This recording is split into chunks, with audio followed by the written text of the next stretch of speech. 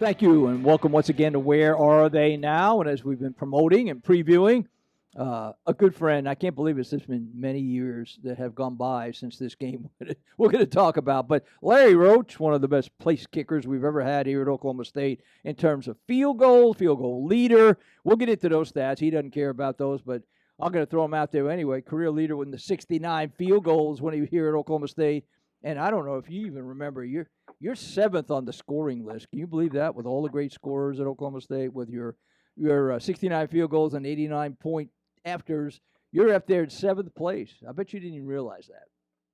I did not realize that. That's hard to believe. And let me just say, hey Tom, it's great talking with you, and thanks for the call today. Well, as I told you, we can't play Tulsa to start the season without visiting with Larry Roach and the kick. And it wasn't the only kick you made that day, too. I have to remind myself. But that kick with no time remaining to give Oklahoma State 23-21 win, that was your freshman year. What a way to break in. Yeah, it was. I mean, coming from a small school here in Dallas and playing in front of about, on a good night, 200 people, and then thrown into the Lewis Field Tulsa game and having that happen was quite an experience. And I must say, Tom, that I have to give Jimmy all the credit. People are like, weren't you nervous and all that kind of stuff? And I'm like, well, yeah, I mean, you have some nerves, but about 10 days into two-a-days as a freshman, when I didn't know anybody, I may have told you this story, but we were in two-a-days, and we'd finished running in the afternoon, and it was a pretty hot afternoon in August on Lewis Field. And Jimmy said, all right, Roach, you and Kosho, who was the snapper, and John Dorner, who was the holder, said, y'all get over there on the sidelines, and all the rest of the team come out here and huddle around. We're going to give you 10 seconds to run on the field, kick a field goal from about 40 yards. If you make it, everybody gets to go in. If you miss it, you get to go in, but everybody else gets to stay out here and run. Oh, man.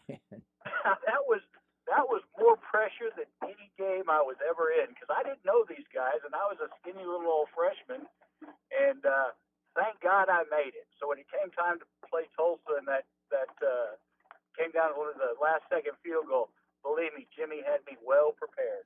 Now, correct me, but you had two field goals prior to that, didn't you, in the game, as I recall? Correct. Yeah. Correct, yes. But, still, and I think Dorner, you mentioned him. Boy, I'm really reaching back here, but I think Dorner kind of engineered a late in the game drive to set this up, didn't he? Oh yeah, I mean he had a long pass to Ron Ingram, and Dorner did a great job, and long pass to Ron Ingram to get us into to field goal range. And like I said, it was 39 years ago. It seems like yesterday, and I still remember those guys. But anyway, it was fun time, fun game, and thank goodness we came out on top. And I wanted to say I'm really glad to see this rivalry back in action, because it's great for Oklahoma State, it's great for Tulsa, it's great for the state of Oklahoma. So it's always been a good rivalry, and looking forward to starting it back up again. I remember doing this for a pregame show with Bob and myself for the game. Now, I haven't updated these numbers since, so they may be erroneous here, but I think there was a 7 or 8 year period where the winner of the Oklahoma State-Tulsa game, it was kind of a precursor. The winner had a good year, the loser didn't have a good year, I guess is what I'm trying to say. Not that they were connected, but it was uncanny the way it worked out. You know what, you're exactly right, because my freshman year, we won that game, and we ended up going to the Independence Bowl. And then my sophomore year, we went to Tulsa, and they beat us like 25-15, and we ended up not having such a great year. So, yeah, you're absolutely correct. And I agree with you. I mean, it is such a natural game. And I've heard both sides of the argument when I was part of the department, and we didn't always agree in the department on it as well. Why should we play Tulsa? We're over here in the Big Eight, and we don't blah blah blah, and they're not as good as we are. But it seemed like such a natural game. It's basically a bus ride for everybody, and you don't even have to stay in a Uh-huh. hotel if you have a night game. You just go over the day of the game. It seemed like such a win-win, and finally they got this thing cranked up to be played, I guess, here. Not only this next 2 years, but they got an 8-year agreement as well. Yeah, and that's awesome. And yeah, a day drive, a half day drive to go back and forth, and it's a lot bigger than what it sounds because when it comes down to recruiting and everything else involved, I mean, it's great for the state of Oklahoma, for Tulsa, and for Oklahoma State. Just a fun rivalry, and glad to see the tradition start back up. And you knew before you took the field, you knew darn well that you were going to get their best shot that year, no matter what it was. And I'm looking at, Oh yeah, I'm kind of tap dancing here, but they're in the middle of an agreement to play in Stillwater this season and next. But they got an 8-year agreement annually from 2024 to 2031, where they'll be Oklahoma State will be hosting in odd years and Tulsa in even years. So I mean, it seems like such a natural situation. But I also know that these schedules don't always jive, and administrations don't always agree, and it looks easy from the outside looking in. Yeah, it does. But like I said, it's such Tulsa. I mean, it being the first game of the season. I mean, everybody expects Oklahoma State to win. But let me tell you, Tulsa's got a good program and they've got good players, and they get up for that game. I mean, it's no slouch, and it's definitely not a gimme. And if any team goes in there thinking that they've automatically got a win on their hands, they're going to be sorely mistaken. So, it's a fun, tough rivalry. As you look at the way your career kind of unfolded, and being the kicker, the field goal guy, you're going to be in that. You're kind of like a closer in baseball. I mean, if you get the last 3 outs and you're a hero, and if you give up a base hit and you don't win the game, then you're the GOAT. That's just the nature of the business. But man, you had some games where, 4, I think 5 you kicked against Missouri one game, and then 4 in another game at San Diego State. I mean, those are big numbers right there. Well, yeah, and I always back then, as long ago as it was, I mean, I always referred to a kicker as sort of like a spare tire. You don't really know that it's there until you need it. So when it's fourth and whatever, it's like, okay, let's pull out the spare tire and see if we can get 3 points. And I think nowadays, the way the game has evolved, the kicking is a much bigger factor and plays a bigger role than I think it did back in those days. You're probably right. I think the field goal kicker is the guy who rescues drives. I mean, if you got a good leg, all you got to do is get to that 30, and you got a good chance at least coming out with 3. You want 7, I understand that, but 3 is better than the 0. And if you can rescue drives, that kind of keeps momentum and all that. But like I said, I mean, I don't envy what you guys do because you have your own set of pressure. And I don't care if it was back when you were kicking or even now. You're always going to be remembered for the last one, whether it was good or not. Exactly. Yeah. You're only as good as your last kick. And what people need to understand too, it's not just the kicker; it's the snap, it's the hold. It's the offensive line keeping the guys out. So there's a lot of moving parts. And a lot of people think, oh man, he missed he missed that kick by a mile. Well, because the ball was laying flat on the ground and it wasn't upright, so it could have been the holder's fault. I'm not trying to throw blame. I'm just saying that there's a lot of moving parts in the process of kicking an extra point or a field goal. Now, you guys, and you mentioned Kosho, and not so much Dorner because he had to be out there from every day running the offense. But, back in the day, you kickers would go off to the east side of Gallagher, and you would do your thing, and then everybody else would be practicing, colliding in the stadium. And if truth be told, there were times that I would be making my way through the dressing room, and you guys might have knocked off a little early, and you had the Sports Center on TV, and you're laying on a big old stuffed couch while everybody else was out. Tommy, you told me you weren't going to bring all this up, but just joking. Yeah, there were several times that the kickers, and the snappers, we were relegated to the grass field. So if it was a windy day, we were over there flying kites, and if it was if it was another, if it was rainy or something, we're inside watching the Beverly Hillbillies in the locker room on TV. But I remember a couple of times when Jimmy walked in and we, had all gone to the soda fountain, gotten our Cokes, and sat out and watched TV. And Jimmy came walking in, and anyway, we didn't do that much more because he let us have it. But don't get me wrong, we did practice. We practiced hard. We did a lot of live drills during practice. But the times that we weren't needed and we weren't part of the practice. We were all sort of doing our own thing. Yeah, and I didn't mean to make it sound like that was an everyday occurrence, but I will say there were days though when I came by and I just looked and I thought, these guys have it pretty good here watching the TV.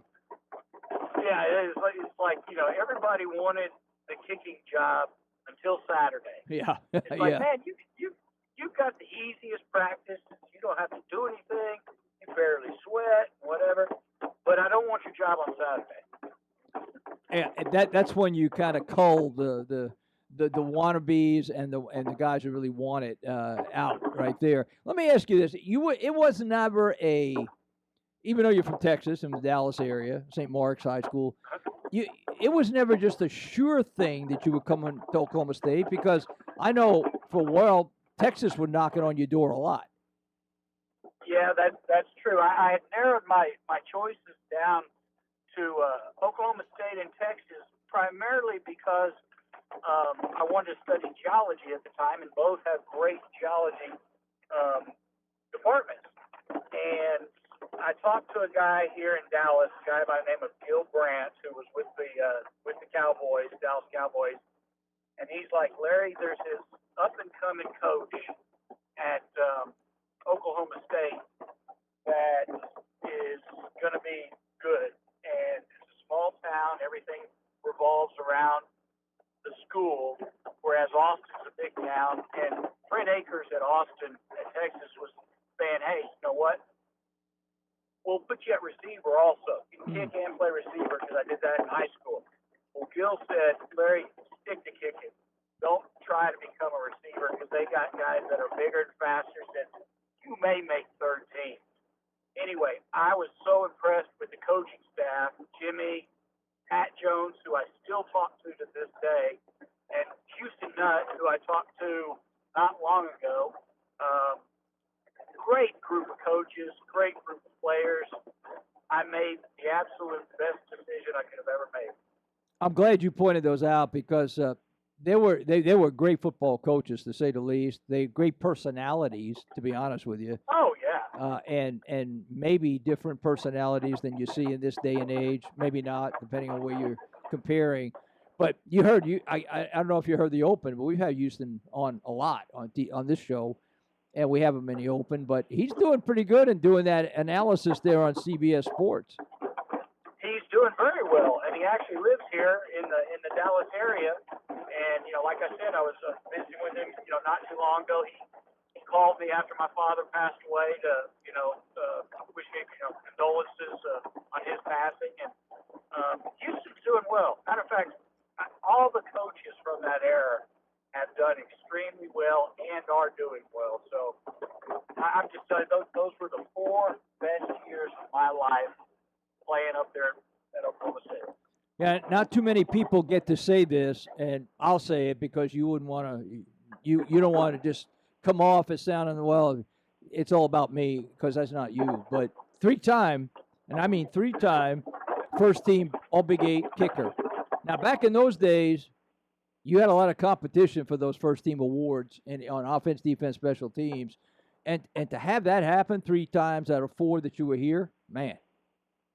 Oh, it surprised me. I remember, I would go up before my freshman year. I always would go up and practice with my dad. He was my older, and we'd go up to St. Mark's and practice, every night before 2-a-days.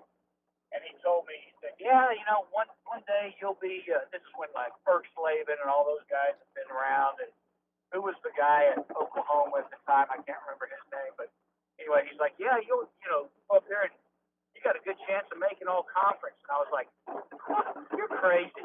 There's no way. And sure enough, my dad was a smart man, and a lot of hard work paid off. When you were up here, and like every freshman, you go through a week, you go through a couple of days where maybe you go back to the dorm and you go, I don't know. I don't know if this is for me. I don't know if I made a right decision. Was there a pivot point for you early in your career here? A pivot point as in maybe right maybe I made the right decision to go this route, and maybe I didn't. No. I mean, because I always debated between Texas and Oklahoma State, and being from Texas, my dad went to Texas. He used to drive us down to the games in Austin when we were little kids, all the way up to grade school and whatever. So I always sort of had that Texas in the back of my mind. Mm-hmm. I never regretted my decision to Oklahoma State. Now, when I got up there, I didn't know anybody. But then after that 10th day, when Jimmy said, "Hey, Roach, here's what we're doing. Go to the sidelines. You make it. Everybody goes in. You miss it. We run." After that, I had a lot of friends. Yeah, I would Anyway. imagine you did. Yes. Yeah. After that, I had a lot of friends. Had I missed that, I don't think I would have the same friends. And it's interesting, Tom, because a lot of those friends, we just got back about 3 weeks ago. We all got together, went down to the coast, and did some fishing. And I can't encourage these current guys enough to stay in touch with your teammates. These are guys that you go to war in the trenches with, and these are my best friends. And we communicate all the time. And like I said, a bunch of us just got back, took a long weekend, and all went fishing down on the coast, for redfish and trout. Along that same line, and obviously we are in unprecedented times, and I'm making the assumption, I may be wrong here, that maybe you're not part and parcel of the 14,000 season ticket holders that are going to be in Boone Pickett Stadium. And if I'm wrong, correct me here before I go long. But you look forward to these get-togethers so you can see your teammates of old and have a weekend of it. That's one of the downsides of what we're going through now. Oh, absolutely. Those get-togethers are a must because, I mean, as you know, our quarterback Rusty Hilger, we lost Rusty Right. last year. Mm-hmm. We lost Sean Jones, Abby Hampton. I could go on, and we're not getting any younger. As a matter of fact, Coach Jones is the one, give him credit, that encouraged that. He's like, you know what, you guys were all so close and stuff. Y'all really need to start hanging out more together because the time has gone by, and it's anyway. He's absolutely right, and we see each other as often as we can. From a distance, how crazy is this football season about to unfold here? Nobody could predict what's going to happen. Nobody could predict up till now what was going to happen. But yet, college football is at least making an effort to get it done. Absolutely, and I appreciate the fact that they're making it. I don't know. Can you hear me that well? Because it's pouring rain down here. Yeah, in my car. It sounds like you're in a real rainstorm, but that's okay. Yeah. Okay, as long as you can hear me. I watched the BYU Navy game the other day and the SMU Texas State game. Those are the only games that are on. And I think the fact that they are making an effort to let these kids or these young men play because they've committed so much, that's the right thing to do. And as long as they're taking the precautions that they need to take, I hate to see these guys that have worked so hard have to sit out and not play for what they signed up to do. You guys down in Texas, you've been kind of up and down that ladder with total numbers and restrictions and this and that, but they did. I don't know if the big schools are playing yet. I might be error here, but I think what 4A down in high school have been playing for a couple of weeks, right?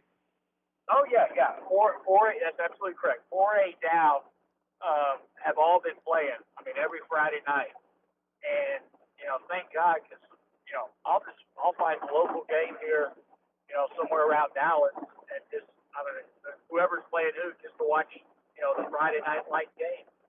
But the fact that they're doing the stuff right, and I think Pac-12, Big Ten, I think they need to jump on board. I mean, I hate to see an asterisk by this season because Oklahoma State is so loaded with talent this year. I don't want any, accolades or anything like that to have an asterisk by and say, yeah, but this conference wasn't playing or that conference wasn't playing. I think everybody needs to take proper precautions and let these young men play. Yeah, and I think that's the general consensus. Although, man, being able to feel confident about a path to where we're going with this Yeah. virus is almost unnerving on a daily basis. Hey, before we let you loose, it's hard for me to even put this word together with you because I still see you as a 18-year-old kid here at Stillwater, and that's you stay in my eyes there that way. But you're retired now and enjoying the benefits of trying to get along with two teenage daughters, I guess, right? Exactly, and quite frankly, I'm still 18 in my mind too, Tom. I wish, but yeah, I'm retired. I was in the healthcare business for long time. Had 35, 40-year career or 35-year career, and both my parents ended up falling ill, and I finished work to take care of them, and I work on the board of a philanthropic organization here in Dallas right now. But most of my time is my wife and I taking care of a 16-year-old girl and a 14-year-old girl, and that's harder than any job I've ever had. You don't know the half of it, Roach. When we get off the air, I'll tell you the other half of it because I went through the same thing. And you'll get smarter as they remove themselves from the family. I just hope I'm here to see that, Tom. They'll eventually come around and say, Dad, you were right. You were right about that. Hey, I did, but like I said, I hope I'm here to see that because someday it's going to happen. I just hope I'm here to see it. Just you gotta have hope. You gotta have hope. Hey, last thing too, and I've asked you this on occasion, and I always envision, and maybe right, here I am. I like to look at other people and say you should do this and you should have done that. But I always envisioned you as being a coach somewhere along the line. You know what? That had crossed my mind. I did coach kids when I'd come back in the summer, and then even after I finished playing, I did coach local kids here on kicking.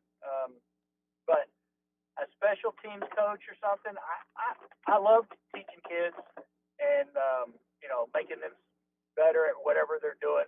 Matter of fact, my daughter right now, my oldest 16-year-old, she's made the Under Armour All-American lacrosse team, and as a 16-year-old, she's teaching other younger kids how to play lacrosse, and she loves it. And that's a path I considered, but yeah, I just didn't follow that path.